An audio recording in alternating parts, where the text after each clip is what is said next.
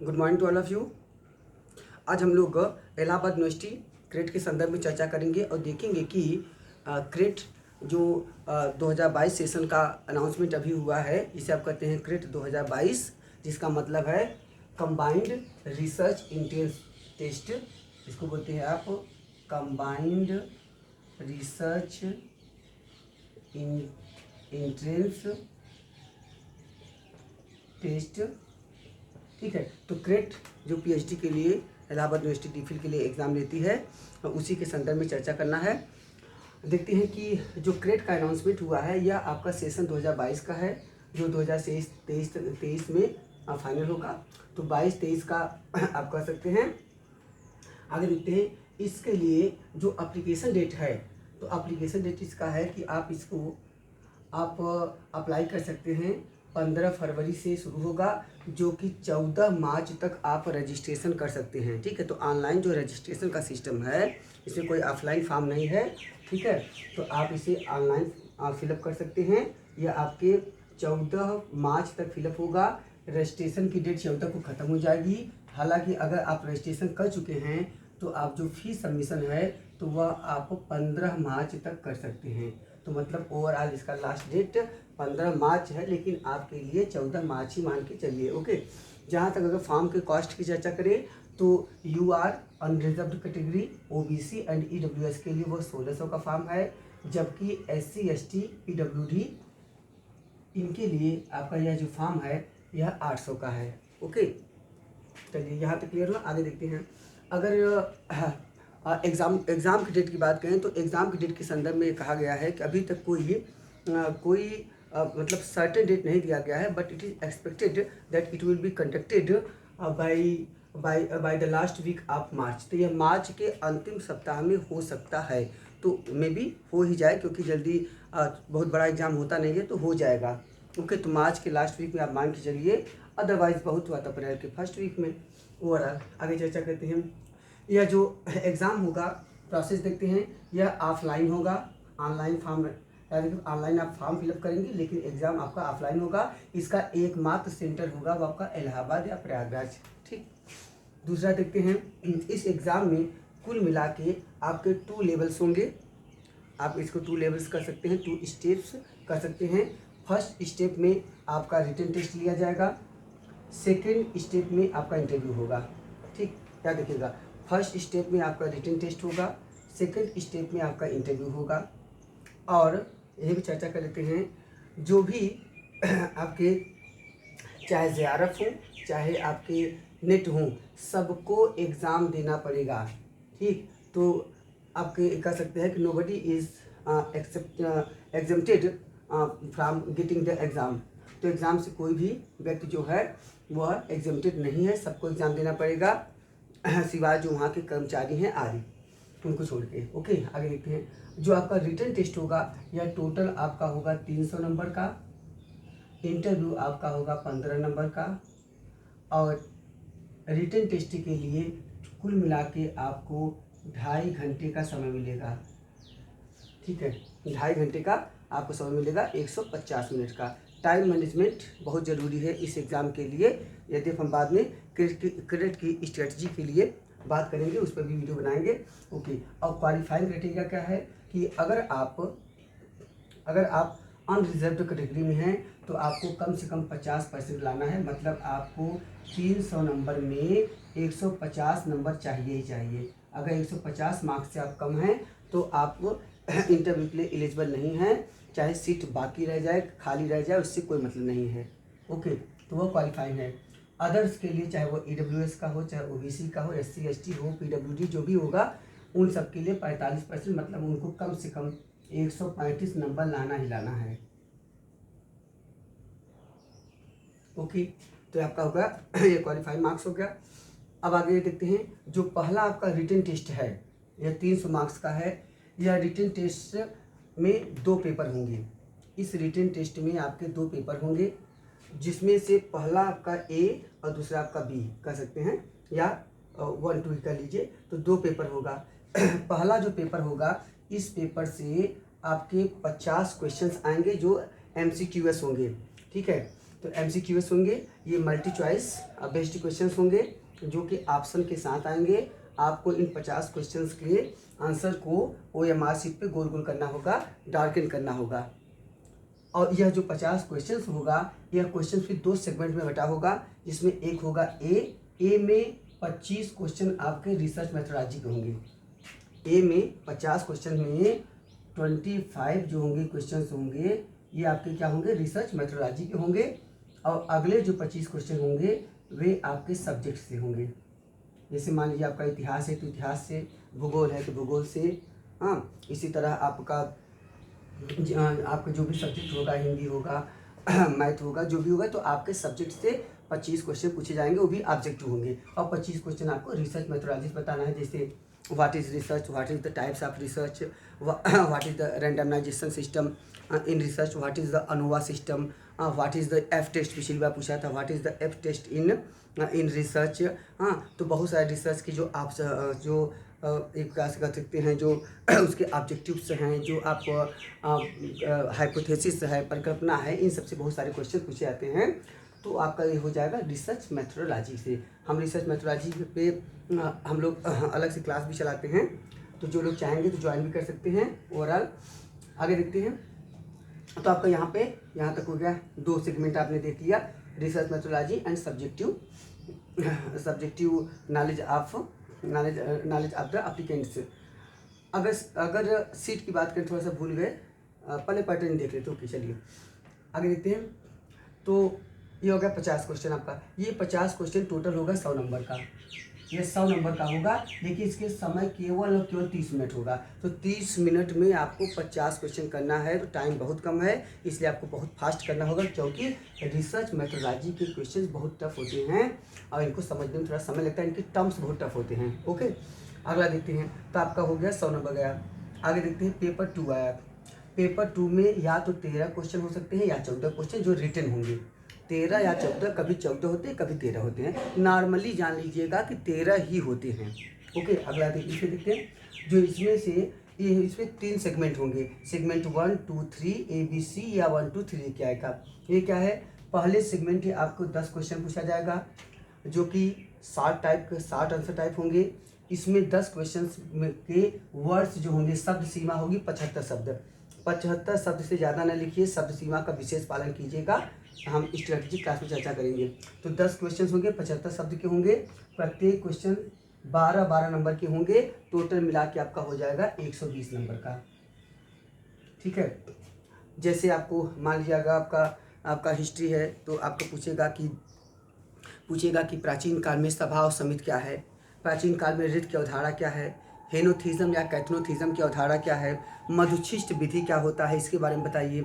या पूछ सकता है आपका कि 75 शब्द में प्रयाग की महामोच परिषद के बारे में बताइए, कन्नौज की धार्मिक सभा के बारे में लिखिए, या समुद्रगुप्त के दक्षिणी अभियान के बारे में लिखिए। अगर आप मान लीजिए हिंदी में है तो किसी की पूछ लिया कि कबीर की काव्यगत विशेषताएं बताइए, या तो मान लीजिए आपको पूछ लिया भक्ति आंदोलन की प्रमुख विशेषता बताइए। हाँ, तो ऐसे छोटे छोटे क्वेश्चन भी कर सकते हैं, बड़े क्वेश्चंस को भी कन्वर्ट करके छोटे में कर सकता है। ठीक है, अगर आप जियोग्राफी के हैं तो आपको जियोग्राफी से वहाँ पे छोटे शॉर्ट क्वेश्चन बन जाएंगे। हाँ, जैसे मान लीजिए किसी सिस्टम के बारे में पूछ लिया, किसी जलवायु के बारे में पूछ लिया, पर्यावरणीय मतलब जो इन्वायरमेंटल एस्पेक्ट है उसके बारे में पूछ लिया, तो ओवरऑल आपका ये हो जाएगा। तो दूसरा देखते हैं, अगले सेगमेंट में जो आपका बी सेक्शन होगा, इसमें केवल आपको 2 क्वेश्चन पूछा जाएगा।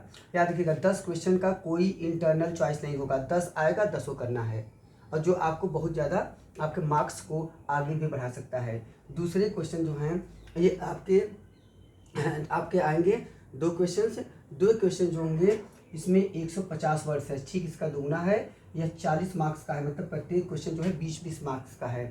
ठीक, प्रत्येक क्वेश्चन जो है यह 20-20 मार्क्स का होगा, तो आप इसे कर सकते हैं 20-20 मार्क्स का। आपका क्वेश्चन होगा 20-20 मार्क्स। ठीक, 20 और हो जाएगा टोटल कितना, आपका हो जाएगा टोटल 40 मार्क्स का। ठीक, अगला देखते हैं। अगला आपका है कि लास्ट के, अब याद रखिएगा यहाँ पे हो सकता है कि जैसे कहीं कहीं में क्वेश्चंस में पेपर देखे होंगे, ग्रुप्स बटे होंगे ABC ग्रुप्स, तो उन ग्रुप्स में से क्वेश्चन ऐसे आएंगे और प्रत्येक ग्रुप्स में क्वेश्चन 2-2 रहेगा, किसी भी ग्रुप्स को उठा के आप कर सकते हैं। ठीक है, कोई भी सेगमेंट को कर सकते हैं। जहाँ सेगमेंट नहीं बटा होगा वहाँ पे जहाँ भी 2 क्वेश्चन आएगा वही आपको 2 क्वेश्चन करना है, जिस सेगमेंट से उठाएंगे वही करना होगा।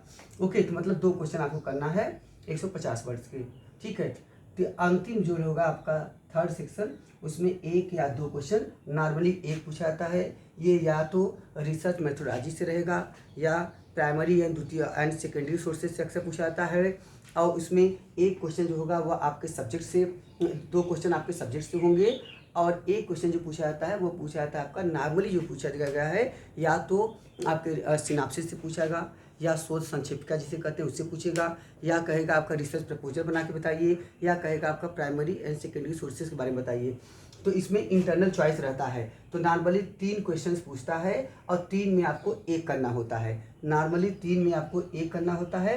कभी कभी अगर आपको जैसे मान लीजिए छोटे क्वेश्चन दे दिया तो आपको 3 में 2 करना पड़ सकता है या 4 में 2 करना पड़ सकता है।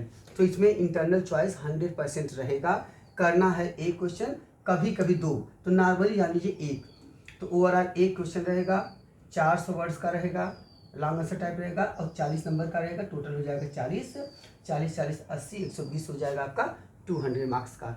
तो आपका ये हो जाएगा कितना, ये आपका टोटल आपका हो गया 200 नंबर का। 200 नंबर ये हो गया पेपर, और फर्स्ट पेपर आपका हो गया 100, आपका टोटल हो गया 300 नंबर का। ये 300 आपका मार्क्स हो गए।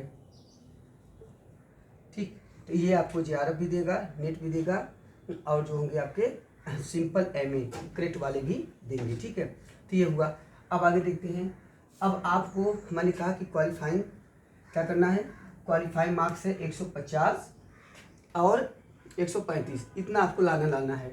इससे कम नहीं हो सकते हैं आप, इससे कम हो जाएंगे तो आप छट जाएंगे। मान लीजिए अब आप क्वालिफाई कर गए।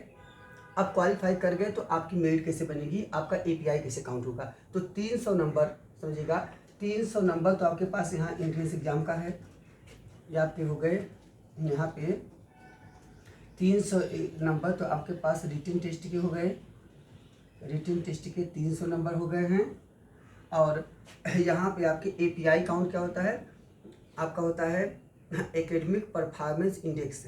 एकेडमिक परफॉर्मेंस इंडेक्स में आपके हाई स्कूल आता है, 12वीं आती है, बीए आता है, एमए आता है, ठीक है, एमए, और इसके बाद आपका आएगा नेट और जेआरएफ। ठीक है, नेट या जेआरएफ आएगा, इतना आपको काउंट होगा एपीआई को बनाने में। ये क्या होता है, अगर आप 10वीं में फर्स्ट क्लास हैं तो आपको 2 नंबर मिलेगा, लेकिन अगर आप 50% से कम हैं तो आपको 1 भी नंबर नहीं मिलेगा, याद रखिएगा। अगर आप 10वीं फर्स्ट क्लास हैं तो 2 नंबर, अगर फर्स्ट से कम है तो 1 नंबर, अगर आप 50% से कम है तो 1 भी नंबर नहीं मिलेगा। ठीक है, लेकिन 12th में 12वीं में क्या है, 12वीं में अगर आप फर्स्ट हैं तो 3 नंबर, सेकेंड है तो आपको 2 नंबर मिल जाएगा। ठीक है, इसके नीचे है तो 1 नंबर। बीए में आपका 5 नंबर फर्स्ट क्लास पे, एमआई में आपका फर्स्ट क्लास पे 10 नंबर है, अगर आप नेट हैं तो 3 नंबर, और अगर आप जेआरएफ है तो 5 नंबर। ठीक, तो नेट जेआरएफ में से कोई एक ही नंबर काउंट होगा, चाहे नेट का चाहे जेआरएफ का। तो ऐसे कंडीशन में 2 नंबर ये, 3 नंबर ये, 2 3 5 5 10 10 20 20 5 25, तो हाईएस्ट आप 25 नंबर पा सकते हैं। अगर आप जेआरएफ नहीं है तो आप 23 पाएंगे, तो आप 23 हो सकते हैं या 25, मतलब हाईएस्ट एपीआई किसी व्यक्ति का कितना हो सकता है, 25 नंबर। वो डिपेंड करता है, कोई इसमें 1 पा सकता है, कोई इसमें 2 पाएगा, कोई इसमें 3 ही पाएगा, कोई इसमें 8 पाएगा, मतलब जैसा जैसा उसका मार्क्स कम रहेगा। लेकिन ओवरऑल सबसे हाईएस्ट मार्क्स जो होगा वो 25 नंबर का होगा। 3 2 5 5 5 10 10 20 5 25 नंबर का। तो आपको 25 नंबर मान लीजिए आप ये पा गए, और इंटरव्यू आपका जो होगा यह होगा 15 मार्क्स का। ठीक, तो अब आपका पहले से ये इंटरव्यू जाने से पहले ये 300 नंबर आपका है। अब हमने मान लिया कि कोई लड़का पूरा ओवरऑल जेआरएफ है और 4 फर्स्ट क्लास के साथ है, तो वह पा गया है 25 नंबर। 25 ऑलरेडी पा चुका है, एपीआई 25। आगे देखते हैं, जितना रिटन टेस्ट है 300 नंबर का, उसको क्या कीजिएगा, that will be converted into 35%। इसको 35 में कन्वर्ट कर दीजिए। मान लीजिए किसी बच्चे ने एग्ज़ाम दिया, अब वह पा गया 150 नंबर पाया है, तो 150 हो जाएगा, 150 इंटू 35/300 हो जाएगा। ठीक है, तो इसका मतलब हो जाएगा कि आपका यहाँ पे बराबर हो जाएगा 17.5 नंबर, 17.5 नंबर। तो मतलब वो लड़का पा गया है 17.5 नंबर टेस्ट में। तो 17.5 नंबर और 25 नंबर जोड़ दिया जाएगा, 17.5 नंबर और 25 नंबर जोड़ दिया जाएगा। ठीक, अब मान लीजिए कोई इसमें ऐसा भी व्यक्ति हो सकता है जो आपका 200 नंबर पाया होगा। ठीक है, तो 200 नंबर पाया होगा तो मतलब कि जैसे वह व्यक्ति नंबर पाया होगा उसी तरह से उसको कन्वर्ट किया जाएगा। जैसे भी जो व्यक्ति नंबर पाया होगा उसको उसी तरह कन्वर्ट कर लिया जाएगा। तो अगर हमने तो एक सिस्टम बता दिया आपको, इसी तरह से कन्वर्ट होगा। ठीक, तो आपका ये होगा, तो मान लीजिए कोई व्यक्ति 150 पाया तो आपका हो गया 25 17.5। ठीक है, तो आपने क्या किया, इसको जोड़ दिया, तो 25 15 आपका 40 हो गया, 40 और उसके बाद ये हो गया 42.5, मतलब उसका नंबर कितना हो गया 42.5, 42.5 नंबर हो गया। तो ये पा गया। अब इसके बाद इसके बचे कितना, इंटरव्यू का। अब मतलब समझिएगा एक प्रकार से 25 नंबर आपका ये हो जाएगा आपका एपीआई स्कोर का, 35% में बदलेगा, मतलब 35 ये समझिएगा, तो 25 + 35 + 15। ठीक है, तो आपका ये हो जाएगा टोटल 75 नंबर। यही 75 नंबर में समझिए किसी भी व्यक्ति का मेरिट फाइनल बनेगा। इसका मतलब ये हो गया कि आपने जितना पाया, जितना अभी तक आप एपीआई स्कोर और एंट्रेंस एग्जाम से पाए, इन्हीं दोनों नंबरों को जोड़ के आप इंटरव्यू जाएंगे, तो इंटरव्यू में आएगा 15 नंबर का इंटरव्यू होगा। इंटरव्यू में आप 8 10 12 जो भी पाएंगे उसको इसमें जोड़ दिया जाएगा, तो यही आपका फाइनल मेरिट हो जाएगा। तो 42.25 जोड़ देगा और प्लस आप इंटरव्यू में 12 13 जितना पाए हैं उसको जोड़ के निकाल देगा। ठीक है, तो ये आपका ऐसे ही आपका क्राइटेरिया निकाल दिया जाएगा। पिछली बार 58 नंबर पे जो थे वो हाईएस्ट नंबर था, तो मतलब इतिहास में ऐसे हर सब्जेक्ट में अलग अलग होता है। तो ओवरऑल जो आपका क्राइटेरिया है आपको ध्यान देना है कि अगर कोई व्यक्ति समझिएगा, अगर कोई व्यक्ति 4 फर्स्ट क्लास और जेआरएफ है, तो उसको पीछे करने के लिए जो सिंपल नेट कलर का क्रेट कलर का होगा, सिंपल क्रेट होगा या सिंपल एमए, उसको ज़्यादा से ज़्यादा जो 35 कन्वर्टेड नंबर है उसको ज़्यादा से ज़्यादा बढ़ाना होगा। मतलब इंट्रेंस एग्जाम में उसको ज़्यादा नंबर चाहिए, ताकि वह एपीआई स्कोर में जहाँ थोड़ा कमज़ोर हो रहा है वो एपीआई स्कोर को यहाँ पे सप्रेस करके आगे बढ़ सके। तो यही आपका जो मूल क्राइटेरिया होगा और इसी के आधार पे अंततः आपकी फाइनल मेरिट बनाई जाएगी। ठीक है, तो आप इसको समझ लीजिएगा। और मतलब आपका एपीआई स्कोर और ये रिटन टेस्ट में जितना नंबर पाएंगे उसको आपका 35 में कन्वर्ट कर लिया जाएगा, और 35 कन्वर्ट करने के बाद 15 नंबर का इंटरव्यू एपीआई। फिर समझिएगा आपका फाइनल में क्या होगा, फाइनल में आपका एपीआई नंबर, फाइनल में आपका फाइनल जो मेरिट बनेगी, फाइनल मेरिट बनेगी इसमें क्या होगा, API marks plus written test marks plus interview, इन तीनों नंबर को जोड़ के आपका फाइनल बनेगा। ठीक, तो आपका ये हो जाएगा 300 मार्क्स कन्वर्टेड इनटू 35%। ये इंटरव्यू आपका हो जाएगा 15 मार्क्स, और ये आपका हो जाएगा एपीआई मैक्सिमम आपका 25।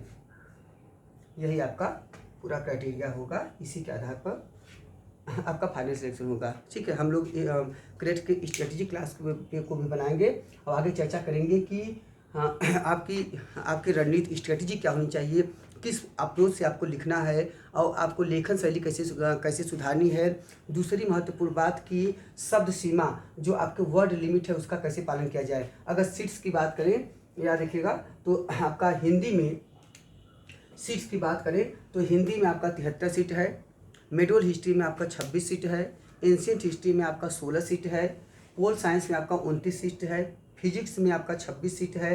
ठीक है, इकोनॉमिक्स में 30 है, एजुकेशन में 37 है, और उसके बाद सोशियोलॉजी में 31 है, बॉटनी में आपका 35 सीट है, और केमिस्ट्री में आपका 57 सीट है। तो अलग अलग जगह पे अलग अलग आपके सीट्स हैं।